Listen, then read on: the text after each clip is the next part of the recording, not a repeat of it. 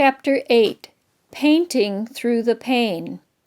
News of Frida's success in New York City spread. She was asked to exhibit some of her work in Paris, France. So in January 1939, Frida got on a boat and sailed to Paris. She was alone on this trip because Diego was ill and couldn't travel. But Frida was more confident about going on her own this time. Her trip to New York had proven that people respected her and her work. She didn't need Diego to help her deal with people, the art world, or a big city.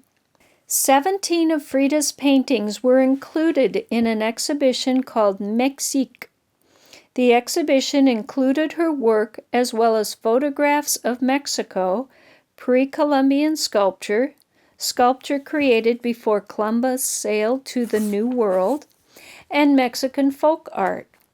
Frida was happy that her paintings were being shown with other things from her country.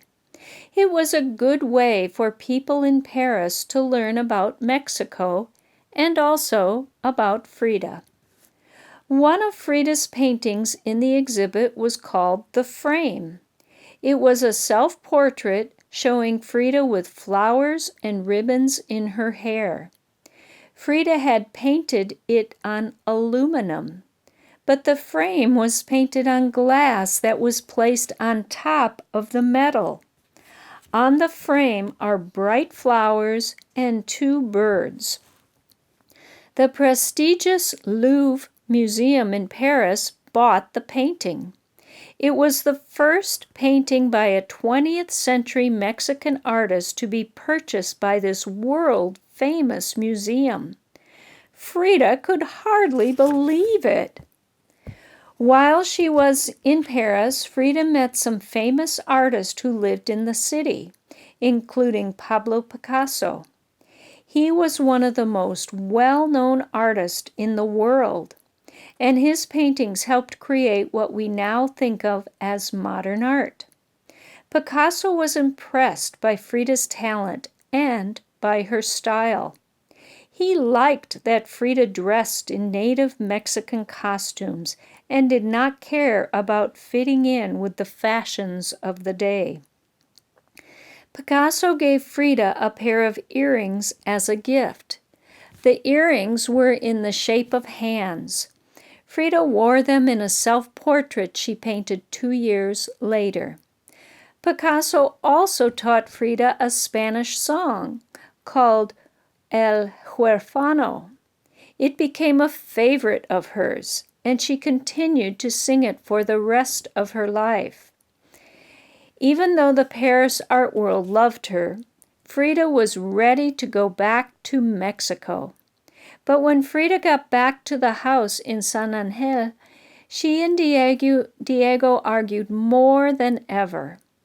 Frida loved her husband, but Diego had been sick for the past 3 years and hadn't done much of his own painting while he was ill. Perhaps he was angry with Frida because she was becoming so successful. Frida decided that the only way she could still work and stay friends with Diego was to move into her parents' home, the Blue House. Finally, at the end of 1939, Frida and Diego decided to get a divorce. Frida created some of her best work during this time, including a painting called Las dos Fridas, the 2 Fridas. It shows 2 Fridas sitting next to each other and holding hands. One Frida is in a stylish white dress. The other is in a traditional Mexican costume. Both Fridas have their hearts on the outsides of their bodies. It isn't an easy painting to look at, but it was Frida's way of showing how upset she was about the divorce and not being with Diego. Most of the paintings that Frida did during this period were self-portraits. In these paintings, Frida looks straight out, always very serious. Some of them show just Frida's head and shoulders. Others are filled with symbols that reveal what Frida was feeling and thinking. Self-portraits.